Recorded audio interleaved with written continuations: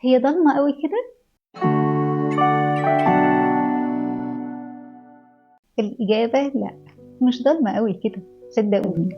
في سفر أشعياء الإصحاح 9 يرد في أول آية ولكن، عشان يأكد إنه ولكن لا يكون ظلام للتي عليها ضيق، مش هتكون ضلمة قوي كده. طب يا رب أنت بتسمح ساعات بدقيقة. طب يرد علينا في نفس الإصحاح في آية 6 يقول صدقوني أنا معاكم، ويقول 3 صفات لنفسه عشان نطمن. يقول إنه إلها قديرا قادر على كل شيء، أنا قدير بجد. ويقول كمان أبا أبديا، يعني أبوته لا تنتهي ولكل الناس. ويختم ويقول رئيس السلام، أنا هعرف أديكوا سلام. طب يا رب إحنا وحشين، إحنا بعيد عنك. يقول في البداية إنه بيتكلم عن أرض زبولون، وأرض زبولون دي كانت أرض فيها ناس كانوا ولاد ربنا لكن اختلطوا مع الأمم وبوظوا الدنيا خالص. ربنا قال لهم ما تخافوش، هكون معاكم وهفضل وراكم.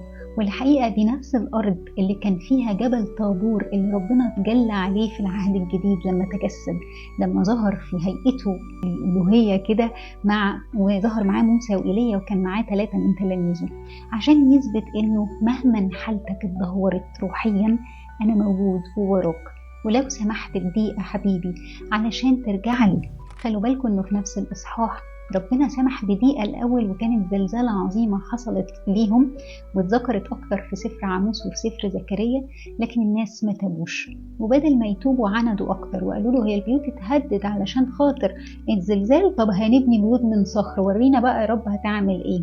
وده اللي ساعات بنعمله، بدل ما نتوب والتجربة تخلص ونروح السما مبسوطين نعند في ربنا أكتر. طيب لما نعند أكتر ربنا من حنيته مش بيسيبنا ورانا عشان عايزنا نروح السما، بس التأديب التاني بقى بيكون ان ربنا ساعات يسلمنا للناس.